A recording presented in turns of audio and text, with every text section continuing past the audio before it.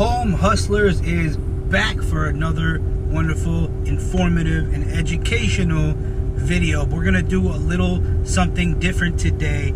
I have a few questions that were asked to me by a couple of people, and I'm gonna read them and I'm gonna answer them in this video. So Mr. James Thomas, I believe out of Australia, asked a few questions, and instead of me answering him individually, I decided to make a video because if he is asking, I'm sure other people are asking as well.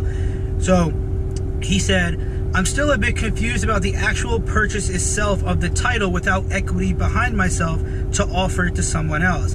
Or is it all about keeping the buyer and seller separately? In saying so, is my name to be on any legal documents, and how would the proceedings of the purchase and exchange take place? So the first part of that question is pretty simple.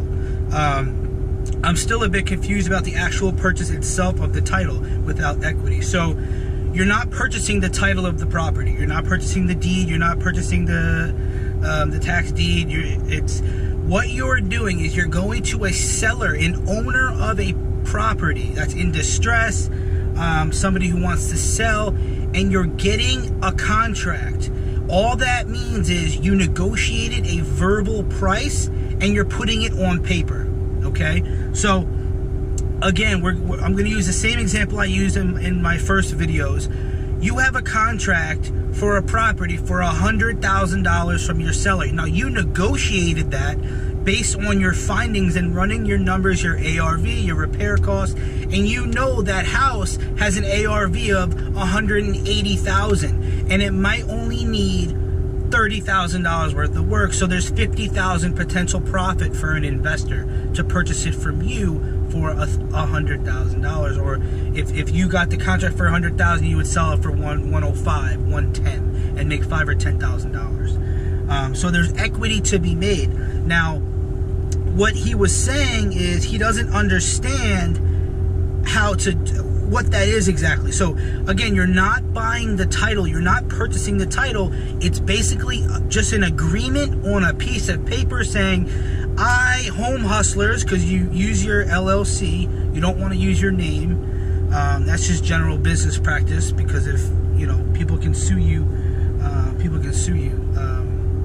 and you want them to sue your business, not your personal assets. So again, you get a property under contract, under your LLC. All the contract is stating is the terms, your inspection period, your closing date, and the price, essentially, and your title company, lawyer, whatever state or country you're in, however it works in your area. Different places require different things. But that's really it. All it is a sheet of paper that states a few pieces of information, and then it now becomes a binding contract. That piece of paper is what you're selling to your end buyer, essentially. So you have this property for $100,000 per the contract that you got from the owner of the current property, right? You know, based on the numbers that you ran, that the ARV is 180, let's say, right? Now you're going to go to your end buyer or investor that you have interested in this property and say, hey, I have this wonderful property. I'll sell it to you for, let's say, 110, right? So you make $10,000 difference, because when he comes to the table with that $110,000 to purchase from you, $100,000 goes to the owner, and you keep the difference, the $10,000. I hope that makes a lot more sense now. So it's a very, very basic concept. You don't have to overthink about it. It's literally that simple. So the second piece is he says, is it all about keeping the buyer and seller separate? And the answer to that, I want to say generally yes. Okay?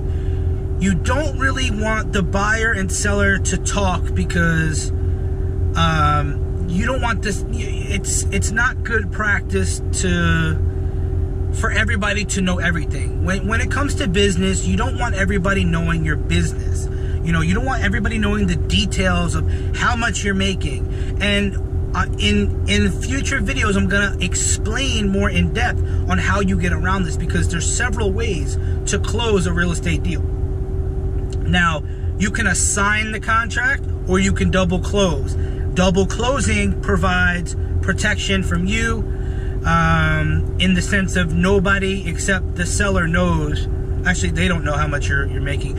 Either side, seller or buyer, don't know how much you're making, what you're selling it for, and what you're buying it for. They don't know. And I will explain, it probably sounds very confusing, but I will explain that in a future video. But for the purposes of this, is the general answer to this. And again, when you get into more complicated situations, you know, even commercial deals, things like that, the buyer and the seller are going to communicate, but you have paperwork in place called an NCNDA, which is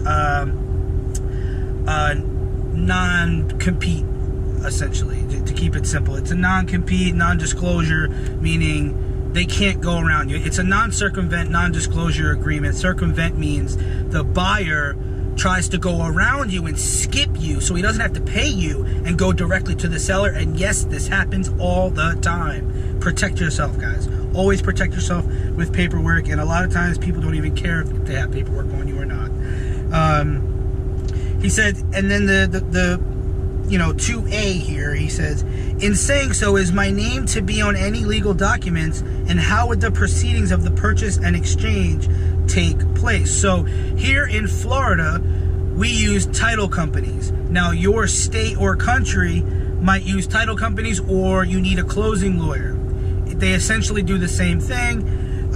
Yes, your name or entity, your LLC, your business name would be on the piece of paper that you get under contract, the piece that you get with the seller. I'm trying to keep this really simple so you guys understand. The piece of paper that you get from the seller, that initial contract, that piece of paper that you have that says, hey, I have this property for $100,000, is going to state your business entity. And I recommend everybody do this under a business name and not your personal name. So yes, there will be a contract, a binding legal document in place that has your entity on it. So once you get that's it. It's a legal binding document. There's no way around it.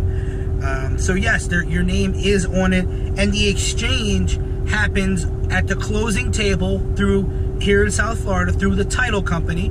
So you would submit that contract to the title company. They would run a lien and title search, right? You get the answers back. If everything is good and the buyer accepts, then the buyer comes to the closing table at the closing date that you set, okay? Once he comes to the closing table, he comes to the title company or wires the money in, however, and that's it. The title company cuts you a check, right, for the difference. Remember, the end buyer is going to be buying it for 110 from you. Your contract states 100. So what the title company is going to do is write the lady or your seller a check for 100,000, right? And then he's going to write you a check for the remaining 10,000. To keep it simple. Now he's going to write you a check for the remaining 10,000. The title company or lawyer does that. You do not get checks from individuals, from the seller or the buyer. That never happens. You do not do that. Also, when it comes to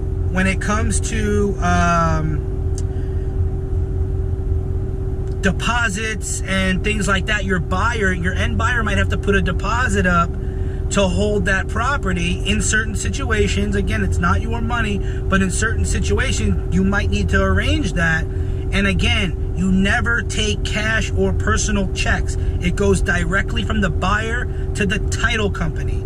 If anybody ever asks you for personal cash, to hand them money, or to say, hey, give me a check, do not do that. It never happens. Legit people don't do that, okay? So that's it for these questions. I hope I answered them completely and in full, and you have a better understanding of how it works. It's really simple. The process is really simple. What gets confusing is each individual deal is different. There's never one way. especially in this piece of real estate. We specialize in creative financing, you want to say. Whether it's a cash deal or not, still some type of finance from the end buyer to the seller. We specialize in creative contracts, guys. And that's what it is. There's never one way. I've done a bunch of deals, and never is a deal the same as the last one. It never happens. There's always something, there's always a piece here and there that you need to be aware of and you need to fully understand. Now, I don't want that to scare you, because you can learn as you go. Remember, because we don't assume risk. In the position of a wholesaler, you do not assume risk. So there is no risk here. This is pure cash in your pocket with no immediate risk of losing any cash, because you're not putting any of your money up anywhere. This has nothing to do with your physical finances. All you could possibly lose is time. That's it. So, again, like, subscribe, share, whatever you want to do. You know, put your notifications on, because you don't want to miss these. I'm going to be making a lot of videos, guys. Every little piece. Please, in the comment section, if you want me to make a video, tell me. If you're on my social media, reach out to me, okay? I know my videos aren't the most, animated, amazing, fun videos, but I give you real stuff here, guys. Real information, quality information, and that's what my job is for these videos. I feel like there's so much BS out there. I'm giving it to you raw, exactly how you want to hear it, exactly how it is. I'm going to tell you the good, the bad, the ugly, the great. I'm going to tell you it all. I'm not just going to give you the beautiful side of things, okay?